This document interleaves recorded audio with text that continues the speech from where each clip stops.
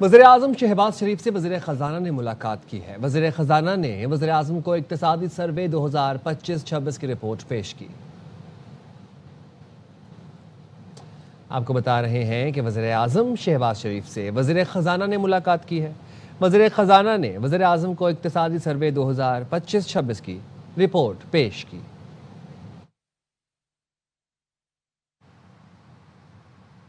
قومی اقتصادی سروے آج پیش کیا جائے گا۔ رواں مالی سال معیشت کیسی رہی؟ ARY نیوز نے اقتصادی سروے کی تفصیلات حاصل کر لی۔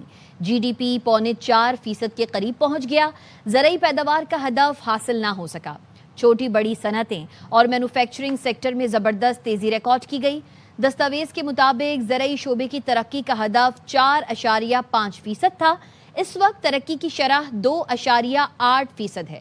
کاٹن جننگ کے لیے ترقی کا ہدف 7% تھا۔ اس وقت شرح نمو 0.07% ریکارڈ کی گئی ہے۔ لائف سٹاک کے لیے ترقی کا ہدف 4.2% تھا۔ اس وقت شرح نمو 3.7% ہے۔ ریئل اسٹیٹ سیکٹر میں ترقی کا ہدف 4.2% تھا، جس کی شرح نمو 3.6% ہے۔ پیداواری شعبے کے لیے ترقی کا ہدف 4.7% تھا اور اس وقت شرح نمو 6.6% ہے۔ بجلی، گیس، واٹر سپلائی کی نمو کا ہدف 3.5% تھا، جس میں 10% گراوٹ دیکھنے میں آئی۔ تعمیراتی شعبے میں ترقی کا ہدف 3.8% تھا۔ اس وقت ترقی کی شرح 5.7% ہے۔ ملک میں گدھوں کی تعداد بڑھ کر 61,60,000 تک پہنچ چکی ہے۔ چنے کی پیداوار میں غیر معمولی 50.4% اضافہ ریکارڈ کیا گیا ہے۔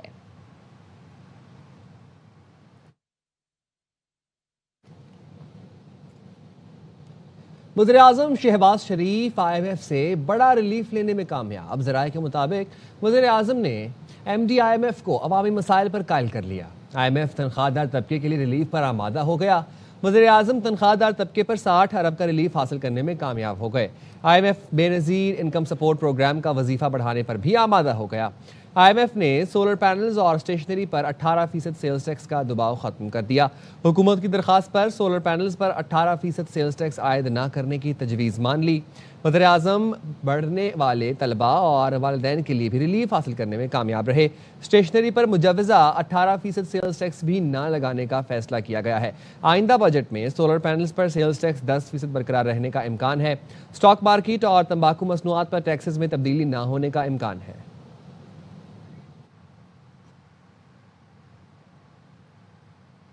آئندہ مالی سال کے بجٹ کا حجم 18,000 ارب روپے کے لگ بھگ ہو سکتا ہے۔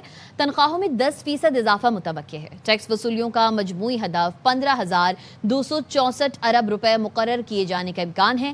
پیٹرولیم ڈیولپمنٹ لیوی کی مد میں 1727 ارب روپے جمع کرنے کا ہدف مقرر کیا جا سکتا ہے۔ گلگت بلتستان میں بڑا بریک تھرو ہوا ہے۔ PPP اور نون لیگ کے وفود کی اہم ملاقات ہوئی۔ حکومت سازی کے ممکنہ فارمولے اور سیاسی تعاون پر تفصیلی گفتگو کی گئی۔ پیپلز پارٹی اور مسلم لیگ نون کے اعلیٰ سطح وفود کی گلگت میں مشاورتی ملاقات ہوئی۔ PP وفد میں نیر بخاری، قمر زمان کائرہ، شرجیل میمن اور ناصر شاہ، جبکہ نون لیگ کی جانب سے وفاقی وزیر امیر مقام اور حافظ حفیظ الرحمان نے شرکت کی۔ دونوں وفود نے حکومت سازی کی تجاویز مرکزی قیادت کے سامنے رکھنے کا فیصلہ کیا۔ وزیر اعظم اور MQM وفد کے درمیان آج اہم ملاقات کا امکان ہے۔ ذرائع کے مطابق ملاقات سے قبل MQM وفد نے حکومتی ٹیم سے اہم مشاورت کی۔ اسحاق ڈار، رانا ثنا، خالد مقبول، فاروق ستار، امین الحق اور دیگر شریک ہوئے۔ MQM قیادت نے بجٹ سے متعلق تجویز کردہ شیڈو بجٹ حکومتی ٹیم کے حوالے کیا۔ MQM نے 140A پر عمل اور اس کے لیے 28ویں ترمیم لانے کا ٹائم فریم مانگ لیا۔ MQM نے دوسرا مطالبہ سندھ کی گورنرشپ کی واپسی کا رکھ دیا۔ کہا گورنرشپ MQM کا آئینی استحقاق ہے، معاملہ بجٹ منظوری سے قبل حل کیا جائے۔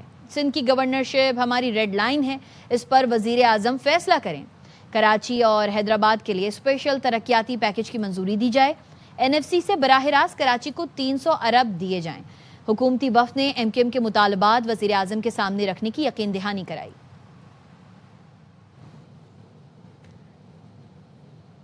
آنے والا بجٹ عوام دوست نہیں ہوگا۔ چیئرمین تحریک انصاف بیرسٹر گوہر کہتے ہیں حکومت نے اپنے خرچے کم نہ کیے، مہنگائی کا بوجھ صرف عوام پر ڈالا جا رہا ہے۔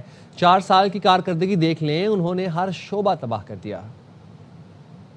बजट से मैं कहता हूँ मायूसी है। बड़ा डिप्रेसिंग बजट है, आवाम दोस्त बजट नहीं हुआ, इसे बढ़ाएंगे तो इससे महंगाई बढ़ेगी। ये परफॉर्मेंस नहीं शो कर सके, अपने लिए जो खर्चे थे वो कम नहीं कर सके। लोग इस वक्त 2 वक्त की रोटी के लिए तरस रहे हैं। एजुकेशन आप आउटसोर्स कर रहे हैं, आपसे परफॉर्म नहीं हो रहा। हेल्थ आप परफॉर्म नहीं कर सके। पूरी दुनिया आर्टिफिशियल इंटेलिजेंस पे पैसे रख रहे हैं, यहाँ आपका इंटरनेट आपने तबाह कर दिया। तो पंजाब के बास डिस्ट्रिक्ट में गया, अपने KPK के बास डिस्ट्रिक्ट में गया, लोग लिटरली साफ पानी के लिए तरस रहे हैं, बाकी चीजें दूर की बात। तो ये बार बार हुकूमतें नाकाम हुई हैं। वज़ीर आज़म का भी काम है पार्लियामेंट में आना, वहाँ जवाब लेना, ये एक दूसरे को बक पासान करते और यही तो नालायकी में। बजट में बड़े मामलात पर पीपल्स पार्टी और नून लीग मुत्तफिक हैं। पीपल्स पार्टी के रुकने कौमी असम्बली अली हैदर गिलानी कहते हैं टैक्स निज़ाम और PSDP पर बजट से पहले और बाद में बात चलती रहती है। पेट्रोलियम लेवी पर पीपल्स पार्टी अपना मौक़िफ़ रखती है। हालात के हिसाब से ये मुश्किल बजट होगा। महदूद वसाइल में अवाम को रिलीफ देने की कोशिश करेंगे। अली कासिम गिलानी का ये कहना था।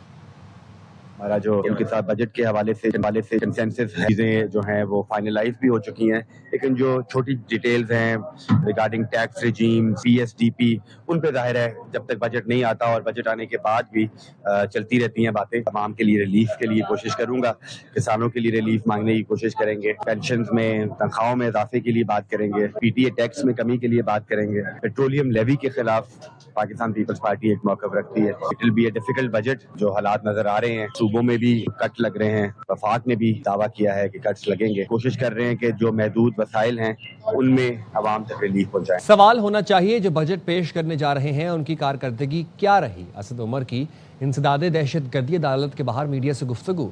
कहा हुकूमती अदालत शुमार के मुताबिक मईशत की रफ्तार आबादी की रफ्तार से भी कम है।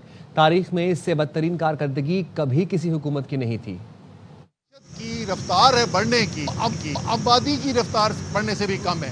आज पाकिस्तान फीकस आमदनी उससे कम है जितनी 4 साल पहले थी। पाकिस्तान की तारीख में इतनी बदतरीन कारकर्दगी नहीं हुई। इस 4 साल की कारकर्दगी और जो आवाम के साथ किया गया है उसके बाद हक बनता है इनको तो खुद ही शर्मिंदा होकर चले जाना चाहिए। यार माफ़ी मांग लें कौन से कि यार आपसे हम माफ़ कर दें, दौलत हमारी महफूज है, आप पे मजीद हम जुल्म नहीं करेंगे। खबर देंगे आपको वज़ीर आज़म शहबाज शरीफ की जानिब से 10 अरब हर जाने के केस में सुप्रीम कोर्ट ने बानी PTI की नजरसानी अपील मंजूर कर ली है। तफसीलात जानते हैं राजा मोहसिन एजाज से। जी बताइएगा। देखिए, बानी PTI के खिलाफ वज़ीर आज़म शहबाज शरीफ की जानिब से 10 अरब हर्जाने का ये केस है और सुप्रीम कोर्ट ऑफ पाकिस्तान की जानिब से बानी PTI की नजरसानी अपील को मंजूर कर लिया गया है और सुप्रीम कोर्ट ने बानी PTI का हक दिफा बहाल करते हुए हक दिफा खत्म करने से मुतालिक ट्रायल कोर्ट और हाई कोर्ट के जो फैसले थे उन्हें कलअदम करार दे दिया है। सुप्रीम कोर्ट की जानिब से हक दिफा के मामले पर मामला एक दफा फिर हाई कोर्ट को वापस भिजवा दिया गया है। अदालत की जानिब से कमरा अदालत में आज फैसला आयशा मलिक ने सुनाया जो 2-1 की अक्सरियत से सुनाया गया है और सुप्रीम कोर्ट ने बानी PTI की हक की इज्जत के दावे और अदालती दायरा इख्तियार पर जो नजरसानी थी उसे खारिज कर दिया। अमरीकी हमले के बाद ईरान की जवाबी कार्रवाइयां उर्दन, बहरीन, इराक और कुवैत में अमरीकी अड्डों को निशाना बनाने और आपने हुर्मुज़ मुकम्मल बंद करने का दावा। तर्जुमान खातिमुल अंबिया हेडक्वार्टर्स का कहना है आपने हुर्मुज़ से जो जहाज भी गुजरेगा उसे निशाना बनाया जाएगा। कुवैत ने अपनी फिजाई हदूद बंद कर दी। बहरीन के शहरियों से महफूज मकाम पर मुंतकिल होने की अपील। अमन मुज़ाकरात में ताख़ीर पर शदीद मायूस होकर सदर ट्रंप ने ईरान पर हमले का हुक्म दिया। अमरीकी न्यूज़ वेबसाइट एक्सियोस ने लिखा हमले का सबब अगरचे अपाची हेलीकॉप्टर की तबाही बताया गया, लेकिन पसे मंजर में सदर ट्रंप की मायूसी और बढ़ता गुस्सा भी था, जिसकी वजह 2 हफ्ते गुजरने के बाद भी ईरान का अमरीकी तजावीज़ का जवाब ना देना था। हमले का मकसद अमरीका का असर बढ़ाना था, लेकिन ख्याल रखा गया कि जानी नुकसान ना हो ताकि मुआहदे का इम्कान ख़त्म ना हो जाए। व्हाइट हाउस के 2 सीनियर हुकाम ने बताया अपाची हेलीकॉप्टर और ईरानी ड्रोन के दरमियान तसादुम अगरचे हादसाती था, मगर आबनाए हुर्मुज़ में ईरानी कार्रवाइयाँ कबूल ना करने का पैगाम देने के लिए जवाब देना ज़रूरी था। अमरीका जवाब ना देता तो ये कमज़ोरी की अलामत समझा जाता और ईरान से मुज़ाकरात में भी इसकी पोजीशन मुतासिर होती। ईरान कभी भी दबाव या जबर के सामने सर तस्लीम खम नहीं करेगा। अगर अमरीका वाकई सिफारती हल चाहता है तो उसे धमकियों की ज़बान तर्क करके ईरान के साथ बाहमी एहतराम, खुद मुख्तारी और आलमी कवानीन की मुकम्मल पासदारी की बुनियाद पर काम करना चाहिए। ईरानी मीडिया के मुताबिक अक़वाम मुत्तहिदा में ईरानी सफ़ीर सईद इरवानी ने कहा है कि धमकियों, दबाव या ताकत के इस्तेमाल के ज़रिए कोई देरपा मुआहदा हासिल नहीं किया जा सकता। پائیدار اور دیرپا معاہدے کے لیے مذاکرات ہی بہترین راستہ ہے، لہٰذا امریکی صدر ٹرمپ کو ایران کے خلاف بار بار کی دھمکیوں سے گریز کرنا چاہیے۔